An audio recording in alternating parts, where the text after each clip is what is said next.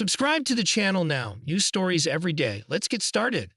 I remember exactly when I began to suspect something was off. It was around 3 months into my wife's pregnancy, our unplanned but seemingly happy surprise. We'd been married for 3 years, and although we hadn't been trying for a baby, when she told me she was pregnant, I felt an overwhelming sense of joy. I even teared up, picturing a future of late-night feedings and toddler giggles. In that moment, it felt like our marriage was entering a new exciting chapter. Yet, somewhere in the back of my mind, a little voice whispered that something wasn't right. It wasn't just the timing, though that was unexpected. It was the behavior changes, the late night texts, the hushed phone calls. I'd brush it off, telling myself she's pregnant. It's normal for her to be stressed or want more privacy. But each day, the sense of dread grew stronger. It all started with those phone calls in the middle of the night. Me, rubbing my eyes. Hey, who's calling at this hour? My wife quickly getting out of bed. It's just my mom. We have some private family matters to discuss. She would disappear into the living room or kitchen. Whenever I tried to listen in, I'd hear only muffled whispers. Strange, but I gave her the benefit of the doubt. Maybe her mother truly had problems she didn't want to share with me. Then there were the texts. I'd see her phone light up around midnight or 1 o'clock a.m., and she'd tilt the screen away from me. If I so much as looked in her direction, she would switch apps quickly, offering me a nervous smile. Me raising an eyebrow. Is something wrong? Anything I can help with? My wife shaking her head. It's nothing really. I need to handle some personal stuff. I tried to stay calm. But you see, I wasn't always the faithful husband type.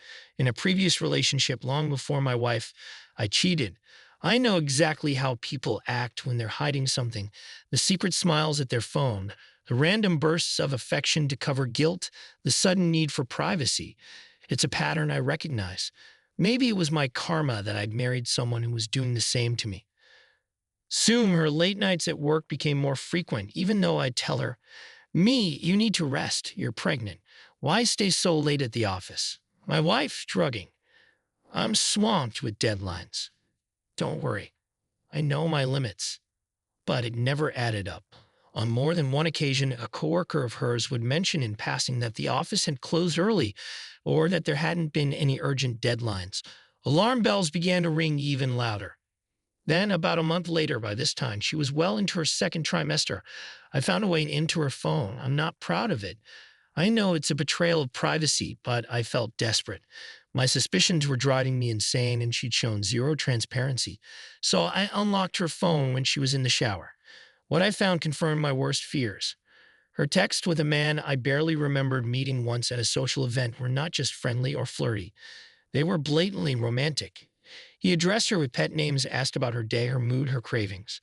From the messages, it was clear they'd been seeing each other for about a year. And crucially, there was not a single mention of her pregnancy being my child.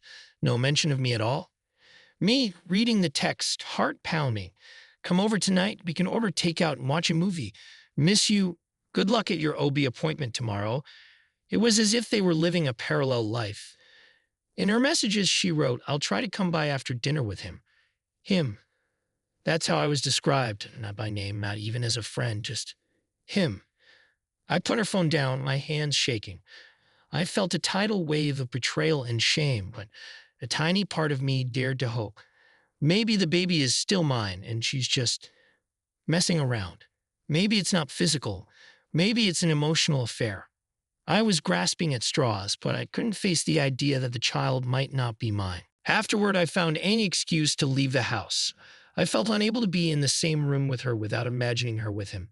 Anger, sadness, and guilt consumed me. This is my karma, I told myself. I cheated in the past, now it's my turn to be cheated on. I confided in a psychologist, hoping to find some clarity. During my sessions, I admitted. Me to the psychologist, I'm convinced she's carrying his baby. But if I confront her now, the stress might harm her or the baby. I can't handle that guilt. Am I doing the right thing by waiting? Psychologist, softly. Only you can decide if waiting is right. You might consider that your wife's actions, her affair, are not your responsibility to protect her from the consequences. But it's understandable you're worried about the child's well-being. I felt torn. Part of me wanted to pack my bags that very night, show her the incriminating messages, and walk out. But then I'd see her rubbing her belly, talking about baby names, and I'd freeze. If there was even a 1% chance that child was mine, I didn't want to end things prematurely. I'd never forgive myself. So I decided on a plan. I would wait until the baby was born. Once the child arrived, I'd do a DNA test.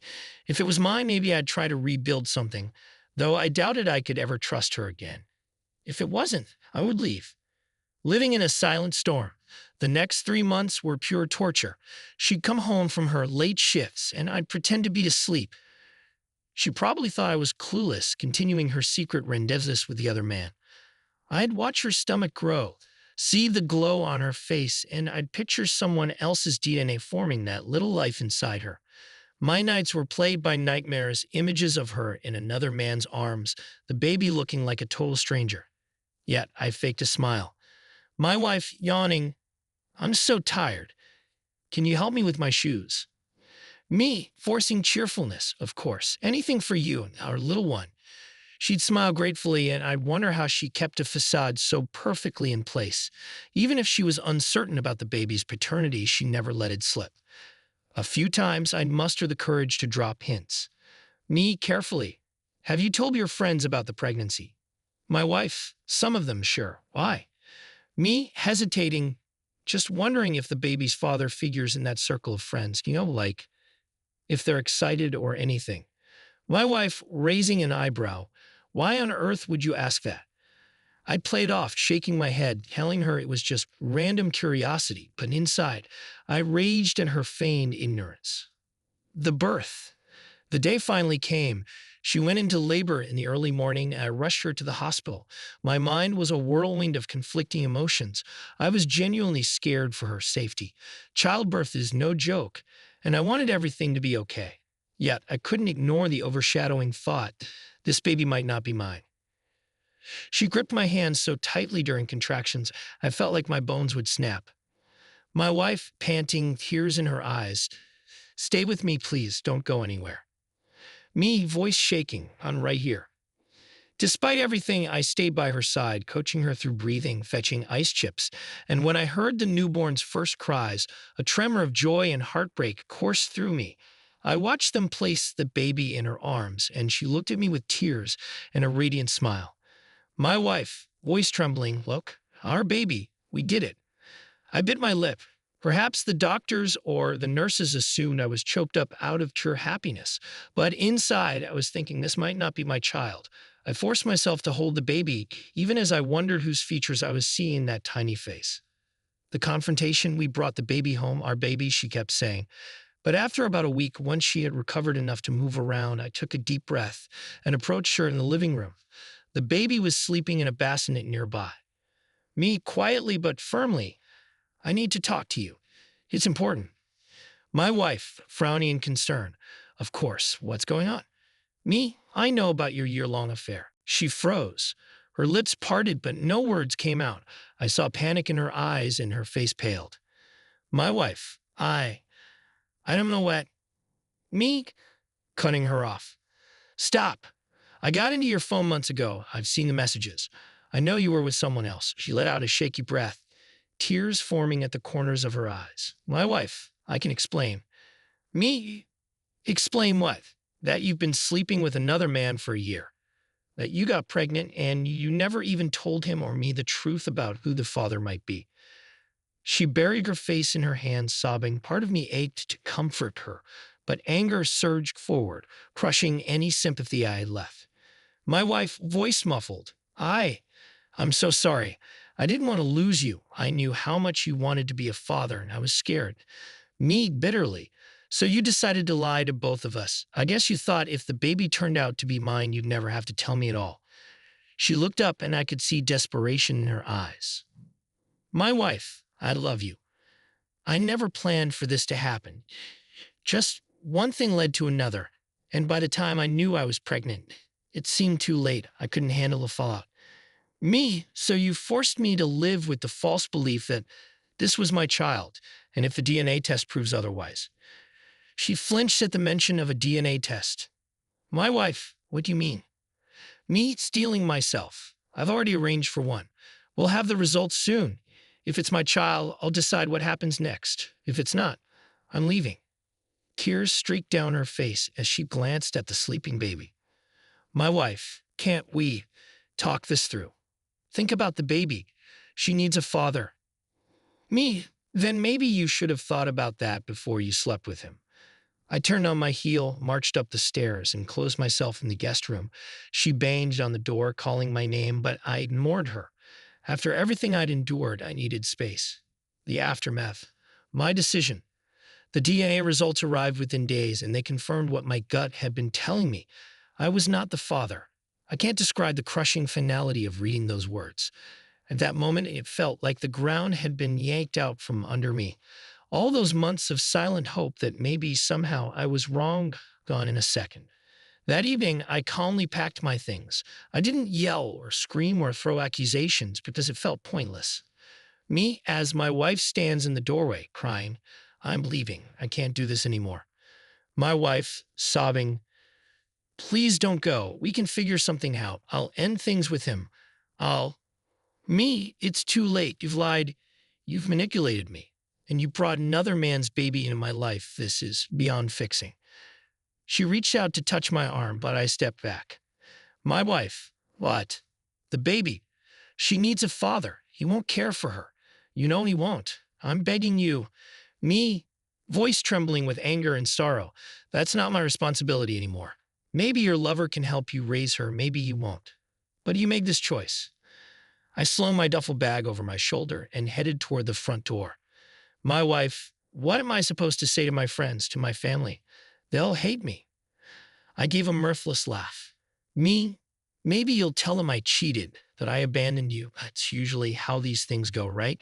But I'm done sacrificing my peace of mind to shield you from consequences. I have to take care of myself now.